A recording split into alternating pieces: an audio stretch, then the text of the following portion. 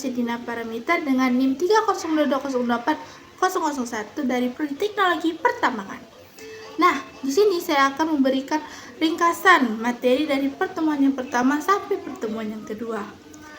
Jadi jangan bertunggu lama lagi, mari kita dengarkan ringkasannya. Nah, yang pertama itu materi yang pertemuan pertama itu judulnya Daerah Bumi, Magma, dan Batuan. Sebelumnya seperti kita ketahui, bumi itu kan terdiri dari beberapa lapisan nih, seperti kerak bumi, mantel bumi, inti luar bumi, dan juga inti dalam bumi, kan? Nah, untuk komposisi magma itu sendiri terdiri dari senyawa non volatile yang 99% itu seperti SiO2 dan Al2O3. Terus juga ada senyawa volatile yang berupa gas seperti CO2, H2S. Dan trace element itu unsur minor seperti Li, Ni, dan Pb.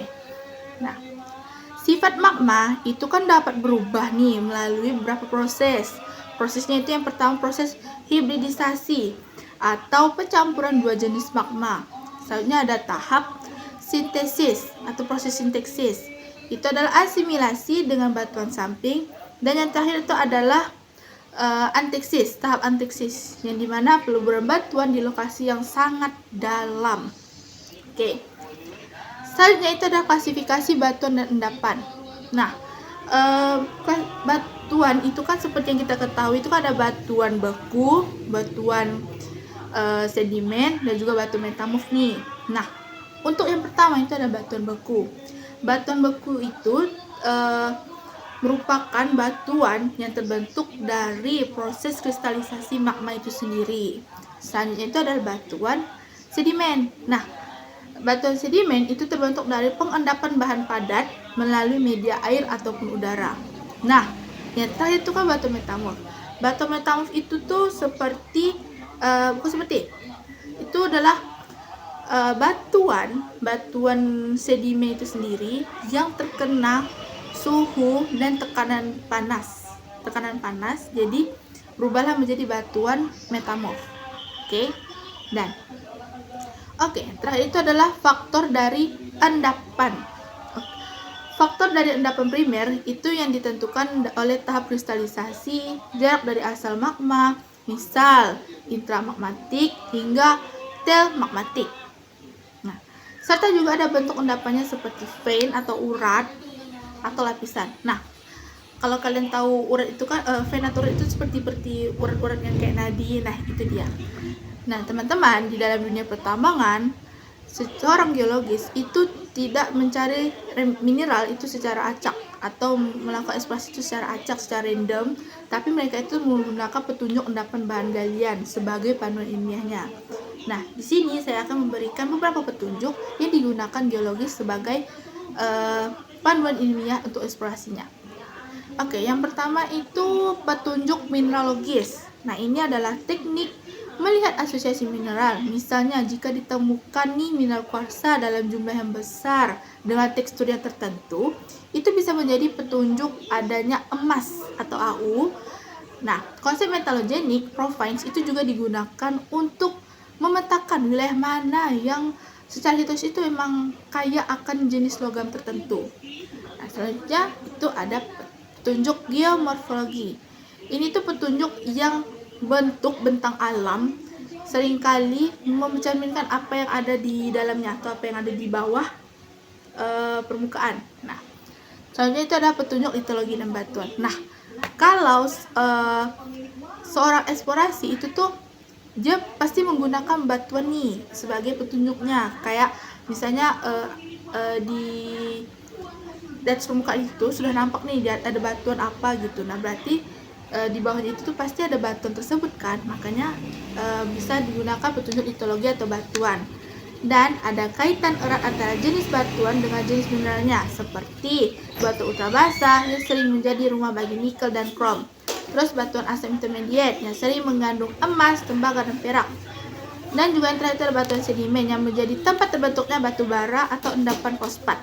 Nah, selanjutnya yang terakhir itu adalah petunjuk iklim. Nah, iklim itu tuh sangat berpengaruh pada proses pelapukan, terutama di daerah tropis dengan curah hujan yang tinggi. batuan akan melapuk secara intensif atau biasa disebut dengan proses laterisasi. Hasil pelapukan ini membentuk endapan nikel laterit atau boksit yang sangat bernilai ekonomis tinggi.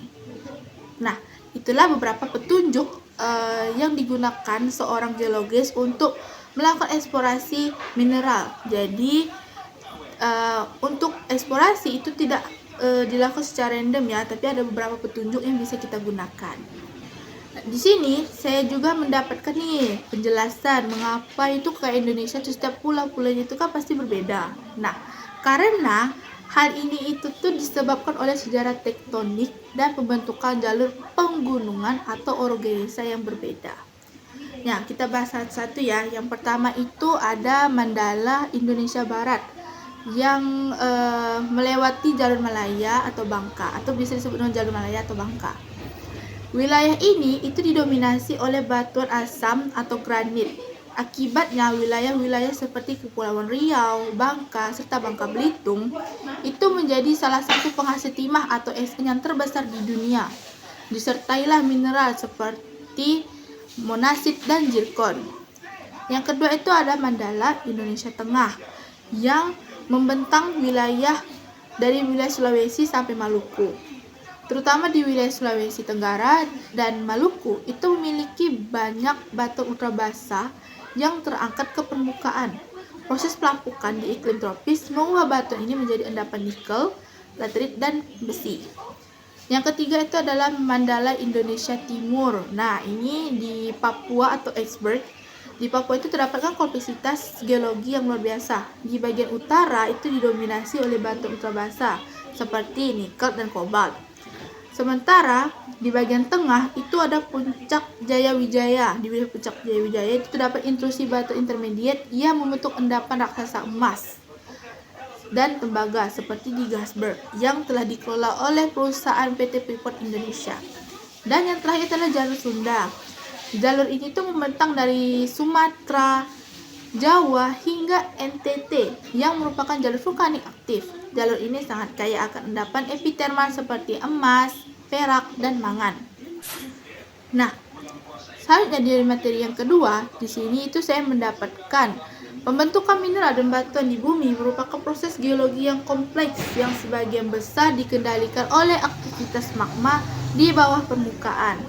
Secara garis besar, keberadaan mineral itu bukan logam dapat dikelompokkan berdasarkan asosiasi batuannya, mulai dari kelompok sedimen itu seperti gamping dan gipsum, kelompok batuan gunung api seperti belerang, obsidian, hingga kelompok yang berkaitan dengan batu metal seperti marmer dan kuarsit. Inti dari pembentukan endapan primer itu terletak pada fenomena diferensi magma. Magma yang awalnya homogen dapat terpisah menjadi berbagai jenis batuan karena adanya perubahan suhu dan tekanan. Beberapa mekanisme utama dalam proses ini meliputi crystal settling atau rising, pemisahan cairan atau liquid immiscibility, dan difusi. Oke, yang pertama saya akan membahas fase magmatik atau early dan late magmatik, yaitu pembentukan mineral terjadi dalam rentang waktu dan kondisi suhu yang berbeda. Yang pertama ada magmatik awal nih, atau disebut dengan early magmatik. Terjadi melalui kristalisasi langsung dari magma sebelum atau selama tahap utama pembekuan batuan silikat. Contohnya adalah pembentukan mineral kromit atau platina yang terkonsentrasi di bagian bawah intrusi besar. Dan yang terakhir itu adalah magmatik akhir atau late magmatik. Ini tuh terjadi dari cairan sisa magma yang kaya akan mineral logam dan uap. Pada fase ini terjadilah pemisahan cairan sisa atau injeksi cairan yang kaya akan sulfida, nikel, dan tembaga ke dalam batuan yang sudah ada. Oke, selanjutnya itu ke fase pegmatik atau disebut dengan pegmatic phase, yang dimana fase ini tuh sangat krusial karena terjadi di dalam suhu pada kondisi superkritis dengan suhu antara 400 sampai 600 derajat Celcius. Ciri khas dari fase ini itu adalah banyaknya bahan uapan atau volatil yang memudahkan pertumbuhan kristal berukuran besar. Kristalisasi pada fase ini itu dibagi menjadi 3 tahap, yaitu tahap awal, tengah, dan akhir. Nah, untuk tahap awal itu kristalisasi mineral kaya unsur berat seperti magnesium, besi, dan juga nikel. Terus ada tahap menengah. Tahap menengah itu pembentukan batu beku asam yang kaya akan kalsium, aluminium, dan silika. Dan tahap akhir itu kristalisasi sisa yang kaya akan unsur gas dan logam seperti belerang, klor, dan fluor. Dan yang terakhir itu adalah klasifikasi berdasarkan Ganesha. Di sini itu dibagi menjadi 3 kelompok. Yang pertama kelompok residu, yang kedua kelompok hidrotermal, dan kelompok metamorf. Untuk kelompok residu, itu mineral yang terbentuk dari sisa pelapukan batuan induk seperti kaolin, intan, dan zirkon. Selanjutnya ada kelompok hidrotermal, mineral yang terbentuk dari aktivitas larutan air panas di dalam kerak bumi, menghasilkan mineral seperti barit, talk, dan juga gipsum. Dan yang terakhir ada kelompok metamorf, batuan yang berubah karena tekanan dan suhu ekstrim, mengubah batuan granit menjadi marmer atau sabak yang menjadi karsit. Nah, teman-teman, jadi dapat kita ketahui nih bahwa keberadaan mineral bukan logam maupun logam di permukaan bumi merupakan hasil akhir dari proses geologi yang sangat panjang dan sistematis di dalam bumi, yang dimana melibatkan diferensiasi magma dan kondisi lingkungan seperti tekanan, suhu, dan juga iklim. Di sini juga ada kaitannya antara batuan dan mineral, yang dimana terdapat hubungan mutlak antara jenis batuan induk dengan jenis mineral logam. Pengetahuan tentang geologi seperti batuan ultrabasa untuk nikel ataupun batuan asam untuk timah adalah kunci utama dalam keberhasilannya eksplorasi. Dan eksplorasi inilah yang menjadi kegiatan yang beresiko, yang harus dipandu oleh petunjuk geologi seperti yang sudah dijelaskan tadi. Itu ada mineralogis, geomorfologi, serta iklim. Nah, dan dilakukan melalui tahapan teknis yang semakin mendetail dari skala regional hingga skala lokal atau PIT. Dan yang terakhir itu di sini juga kita mengetahui Indonesia memiliki keunggulan geologis yang unik karena berada di pertemuan jalur orogenesa yang berbeda, menciptakan sebaran komunitas yang spesifik antara wilayah seperti jalur timah di barat dan nikel di timur. Nah, sekian ringkasan yang saya berikan atau yang saya dapatkan dari materi pertemuan pertama sampai pertemuan kedua. Saya ucapkan wabillahi taufiq wal hidayah. Wassalamualaikum warahmatullahi wabarakatuh.